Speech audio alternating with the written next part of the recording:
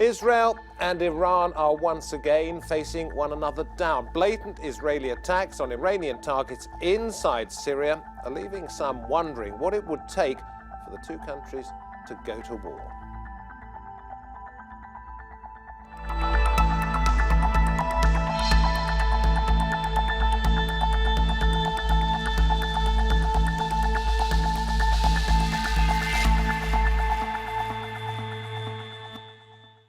Good to have you with us. You're watching Roundtable with me, David Foster. Inside Syria, there are battles being fought, already fought, and possibly about to be fought.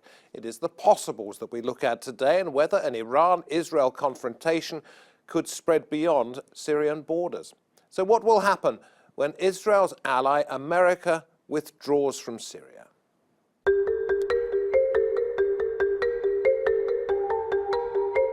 Since the Iranian Revolution in 1979, Iran's leaders have called for Israel's elimination. Last month, the Israeli military reported it had struck multiple Iranian targets in Syria. Israel says it's determined to prevent Iran and its Lebanese ally Hezbollah from establishing a permanent base in Syria.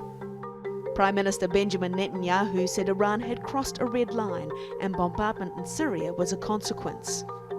America's presence has limited Iran's movements in Syria, but President Trump's planned withdrawal would strengthen Iran's influence. Could these escalating tensions between Israel and Iran spark a wider regional conflict? Okay, let the conversation begin. Joining us from Tehran, we have Mohammad Marandi, Iranian-American academic at Tehran University. And in Tel Aviv, Neri Zilber, fellow at the Washington Institute for Near East Policy. With me at the round table today, Chris Doyle, director of the Council for Arab-British Understanding, and Robert Fox, defense editor for the Evening Standard. Neri, let me come to you first of all, because Israel has been targeting places inside Syria for some time, Iranian targets, but this is the first time it's come out and actually said, we are doing this. What has changed? Well, I would say it's not the first time that they've come out and said they've been doing this. There have been reports even from directly the mouth of Israeli politicians and security officials going back now a year or two that they have been attacking Iranian and Iranian-affiliated targets inside Syria. What has changed in recent weeks is the volume and the number of times they've actually come out publicly and taken credit for striking Iranian targets inside Syria. What's changed? I think number one, the Trump administration's stated intention to withdraw from Syria. So Bibi Netanyahu, the prime minister, said publicly that he needs to send a message to all actors involved in the Syrian space that Israel will not change its behavior, it will not change its red lines, even after a potential Trump withdrawal. That's number one. Number two, Israel is trying to send a message, I would say directly to the Iranian government, but also the Iranian people, that whatever they pour into Syria, whether it's men, weapons, material, is liable to go up in smoke immediately. And that this is a black hole for Iranian resources and money, and that it would probably be better spent elsewhere. So what do you think at the table here? Does Israel want to taunt Iran or to disable Iran? Is it trying to sort of pull it into a wider conflict? Well, I think what is happening is that within Syria, you're seeing this crumbling state that cannot really control, despite having won its war with the Syrian opposition, its future. And you're having Russia, Turkey, Iran, all trying to voraciously feed up the crumbs from the Syrian table. So in the north, you've got Russia and Turkey trying to arrange things with the PKK. And Israel, of course, is very worried about how Iran will be able to spread its influence within the country and obviously join up with Hezbollah in Lebanon, Hezbollah also active in Syria. So in many ways, it's the opportunity that has been presented by the chaos and anarchy in Syria that has alarmed Israeli officials, and they want to be able to set some limits. I mean, Iran wanted at one point to have a naval base. The Israelis have very much put the kibosh on that. And it's interesting, the Americans, yes, they're leaving, but they've also said, Trump has said, no, well, Israel has a free hand as far as the American administration. But what I'm wondering is why the Israelis appear to be poking the lion with the stick, if you like, and sort of saying, look, we're coming to get you at this particular point. whether that is taunting and trying to draw the Iranians into some kind of conflict that perhaps they don't want to get in? Because I think it's reached a point in the whole saga of Syria whereby these powers are trying to put down facilities. They're trying to actually get hold of various areas in Syria. Iran is one of those powers, and Israel is attempting to be a brake on this. Of course, the one power really that does act as a brake to what Israel is trying to do to Iranian interests in Syria is Russia. Yeah. And it is this continuing discussion between Israel and Russia, between Putin and Netanyahu, exactly what is permissible and what is not. Because certainly the Russians have turned a blind eye on many occasions to Israeli attacks within Syria. And we will talk later about what influence Russia has and what it's doing. Robert, I'll come to you in just a moment, if I may, but I want to go to Tehran to bring Mohammad into this. What is the reaction, what has been the reaction of the Iranian authorities to what they're seeing as blatant aggression from Israel inside Syria? Well, first of all, the Israelis have not struck Iranian targets, and that is a myth that the Israelis are putting out in order to justify attacks on Syria. Whenever an Iranian in Syria has been killed over the past few years, within minutes sometimes, it comes out on social media. And their funerals in Iran everyone is carrying a camera. So it's all over the place. It's within minutes, sometimes within a few hours. There's nothing that can be hidden. And we haven't, except for the 7 Iranian drone pilots or those who are affiliated with the drone program who were killed last year by the Israelis. And those people were fighting against ISIS alongside the Golan Heights. And of course, back then, ISIS and Al-Qaeda, they were both not only tolerated by Israel, but they were supported alongside the border in the Golan Heights. So the Iranians were helping the Syrians fight these extremist groups. And the Israelis bombed the T4 airbase, killing 7 Iranians. So after that, and after the Iranian response, the Israelis sent a message through the Russians saying that we will be careful not to target Iranians. And so far that has not been repeated. In fact, in the recent attack where they supposedly struck all these Iranian targets, the only footage that they showed or revealed was a strike on a vehicle that belonged to Syrian air defense. So the Iranian presence in Syria over the past few years was at the request of the Syrian state, and therefore it is legal within the framework of international law. It was to fight against ISIS and Al-Qaeda and other extremist groups that were supported by foreign powers, and alongside the Golan Heights as well. And but today, actually, and I've been to Syria 9 or 10 times over the past 7 years at the invitation of Damascus University and Aleppo University. And the situation actually in Syria today is much better than it was before, and the government has reasserted control over over most of the country. Are you saying that Israeli attacks haven't happened on many Iranian targets, or that there's less Iranian influence in Syria than the outside world would care to believe? Well, they're both, actually. The Israelis have not been striking Iranian targets. They haven't. They cannot name a single Iranian who was even injured. If there were airstrikes and all these airstrikes that they claim, they can give names, and of course they can't. And as I said, the footage that they revealed is of a air defense vehicle that belongs to the Syrian Air Force or the Air Defense Force. Okay, for now, thank you very much indeed. Robert Fox, what are you hearing from Tehran? Because it's a semi-official line, but what is going on here? Well, it's an interpretation, but the Israelis are very upfront. Some Israeli public opinion thinks too upfront. When General Eisenhower stood down as chief of staff, and he really boasted that we've been involved in a war. We've been in 2 years of operations. There were 200 airstrikes last year. That is calendar year 2018, and we're striking Iranian and Hezbollah facilities. They certainly have the intent, and I want to answer an early question. I think Israel is worried about something getting out of hand and fighting the wrong war in the wrong place, as happened in the last Hezbollah war in 2006. They are very worried by an upgrading of weaponry. And on the record, off the record, they're very precise about this. Sorry, We're talking about Hezbollah. Yeah, Hezbollah and being supplied 150,000 missiles, Forget the I have number. read. Really, please. Sorry, I'm going to come back on you. But go on. It's quality, not quantity. Yep. And it's precision-guided weaponry that they are extremely worried about, and this is what a lot of the strikes are about. The last slew of strikes, just before Eisenkot stood down, it was quite clear from the cockpit or the aerial footage what was going on. They are very worried that the Syrians are ramping up with their allies the S-300 and possibly S-400 defense, which is area defense. It's the point defense that they were getting at in between. Is it the IDL-B7? It's a Russian model. It is quite specifically targeted.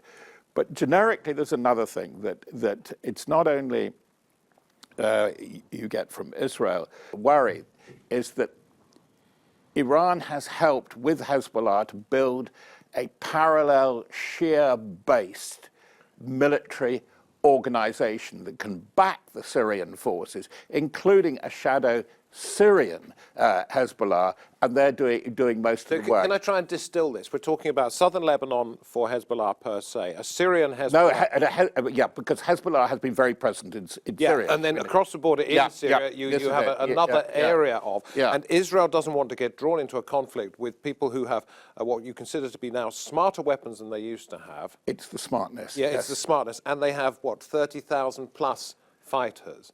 And Israel is worried about this because it couldn't take it on militarily? Well, there's another issue, is that in the past they fought Hezbollah solely through Lebanon, and they could be opening up a two-front war. Where would the second front be? Golan? Syria and Lebanon, exactly. Yeah. So that the presence of Hezbollah operatives on the Golan would be a significant problem for the Israelis. And also it's a different type of contest, because in Lebanon you have these built-up areas. In the Golan it's very different in terms of the targeting. So this would certainly change the complete game view for Israeli military planners. And Robert Fox is absolutely right, you know, that these weapons are not only more precise, they go much further than what we saw in 2006. It would have a massive impact on the Israeli civilian population. So there's no way that they want to allow a situation to arise where you will see something like this happen, except on their own terms. I mean, they need to be... Do they have weapons now that could be launched from southern Lebanon that you believe could hit Tel Aviv accurately? Oh, I think that is very definitely I think we're getting possible. very close to that, yeah. And Israel wants to stop this becoming not just a possibility, but a probability. Is that what we're seeing? Absolutely. I know there's even some who argue that perhaps Israel, I think they're in the minority, should actually take on the war now when the situation might be more favorable than later. But that's the majority view, and certainly I think Prime Minister Netanyahu's view is to carry out these strikes, to send these warnings. These are the red lines, don't cross them, in order to prevent that happening. To which Hassan Nasrallah, the head of Hezbollah, has said if there is an assault, we will consider that to be an attack on us and we will respond. So that would lead... Very quickly, can I say to that? Yeah, because then I want to go off to the others as well. That one thing that one sees looking at the Israeli picture is that they're going to avoid, learning from 2006, a land war wherever possible, a ground war, I mean. It's going to be aerial, it's going to be informatics, it's going to be cyber. Neri, what do you think the chances are of an Israeli preemptive strike? Well, I don't think we're quite there yet. I think it depends what the other panelists were mentioning, whether Iran and its allies in the region violate what Israel considers its red lines. So, number one, streaming military figures, terrorists, as Israel calls them, on the border directly with Israel on the Golan Heights. That's number one. Number two, setting up this military infrastructure in Syria, very reminiscent of what Hezbollah was able to do in Lebanon. So that's number two.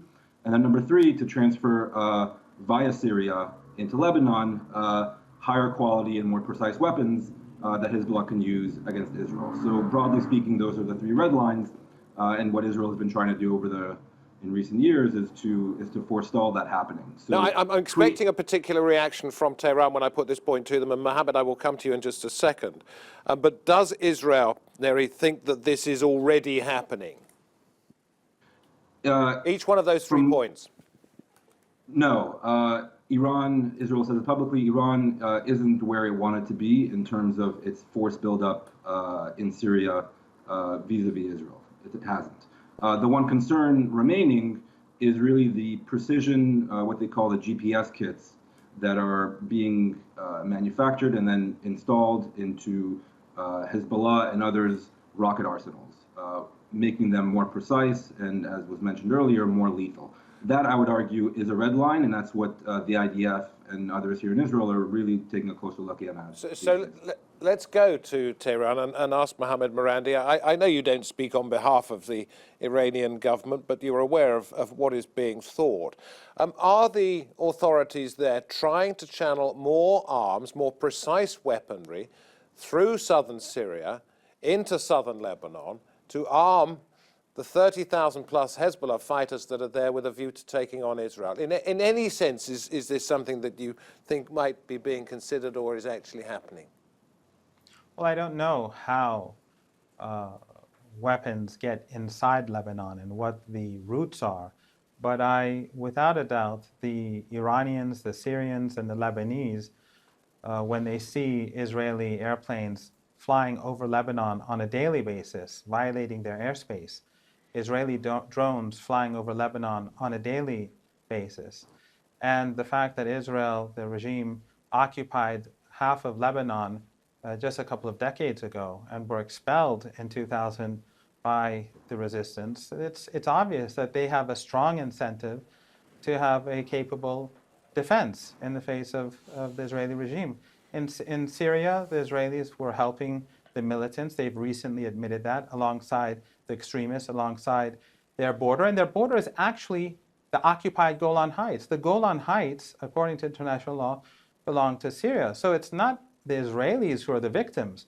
It is the Syrians who, every time they try to attack Nusra Front positions, the Israelis would strike out at Syrian government Arab army positions. Every time they'd strike out at ISIS positions, the Israelis would lob mortars or shells onto Syrian army soldiers.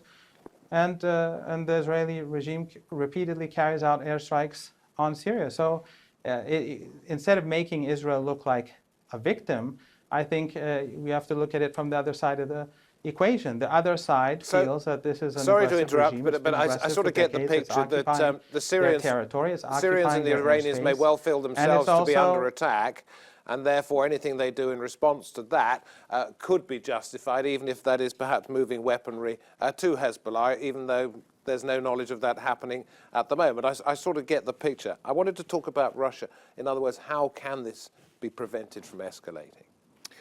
Well, I think that this is really the most interesting thing about the announced withdrawal of the American 2000, we have to call them, by Mr. Trump, which really was, I'm afraid, an old-fashioned Anglo-Saxon historiographical. Is this where we put the beep in? It's a diplomatic revolution because it's such a change. Because what has happened is America, that has always been a constant factor in that, has become between America the unreliable and America the negligible diplomatically. The Israelis have really grasped this because they now, whether they like it or not, have to use Moscow as the prime interlocutor if they want to talk to Assad, if they want to talk to Tehran, if they want to. Well, they've got their own relations with Ankara, but also, but it is such a change that they've got. Is Moscow willing to listen to what Israel wants to tell it? Oh, sure. I'm sure there are. And what is Israel telling it? Israel is saying that we are worried about the kinds of things we've been discussing, an escalation in capability of precision weapons and so on. And there are deals. We will attack certain things, provided it doesn't necessarily, provided we avoid hitting Syrians and Russians in particular on the ground. And Moscow would be okay with that? Well, they are talking all the time. Just look at the traffic between Netanyahu and their proxies and Putin. It is an open channel. I mean, it may be the communications may be secret, and this has really broken down with Trump. And I do want to go on about this a bit, because just after the announcement of the 2000, the famous tweet, we have the apparition of Mr. Pompeo in Egypt, talking, which for most of us was absolute gobbledygook at the American university, where we even got stuff thrown in, such as the final rapture, which is... Let's stick to topic. Yes, no, this is why people are so worried about American incoherence, not to say dysfunction, because that is a trope of the Christian Zionists. And nobody could really understand what he was talking about. At the same time, Bolton was in Israel, apparently saying a completely different thing about America's intent, that it wasn't pulling out immediately from Syria, it was slowing down, and there had to be conditions regarding whether ISIS was still effective or not.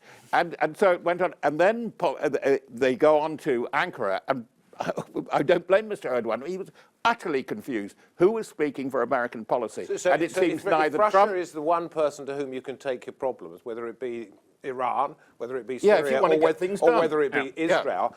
What is it going to do, do you think, Chris, in this situation? Principally talking about Israel and Iran facing off. Do you agree, first of all, with my thesis? I do in part, but I think overall Russia is not totally unhappy at this situation, that actually the Israelis serve a useful purpose for the Russians here.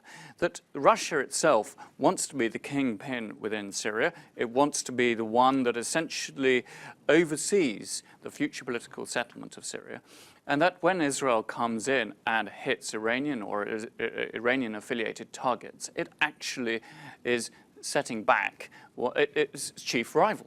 And it's a message. That's why the Russians could stop these Israeli attacks really pretty quickly by switching on its S-400 and saying no, and it doesn't, because it serves a purpose. And there is this contest for power in central southern Syria, particularly between the Russians and the Iranians.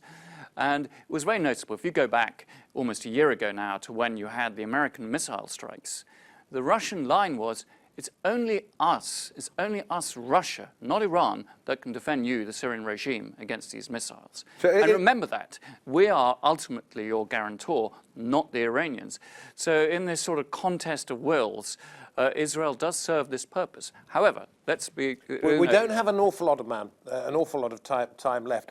What I'm wondering, therefore, is Russia's quite happy to see these two regional heavyweights, you've got to call them that, slugging each other out, because it might then... Not slugging each other I don't mean going to the next step. But on a limited basis, that Russia can sort of keep within certain parameters, because it's not in the interest, I think, of any of these three powers to see a full-scale war. But the danger is about slugging it out in terms of that's the risk. But this is the risk, because you don't have a political process to resolve all of this. Okay. You don't have a political process to resolve the Israeli-Iran issue or what's going on in Syria. I need to get a final word from these two.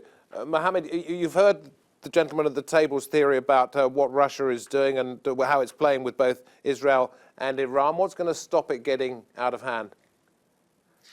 Well, I don't agree that the Russians and the Iranians are at loggerheads in the way in which your guests in the studio believe. The Russians know that they need Iran very much in Syria, because it's the Iranians and Hezbollah and others who are on the ground fighting alongside the Syrian Arab Army. And the Russians are basically providing air defense and an air force to help the Syrians, and also backing at the UN Security Council, which is also very important. But of course, the Iranians and the Russians do disagree over Israel itself. The Iranians, they believe that the Golan Heights obviously belong to Syria and that the Israelis must withdraw.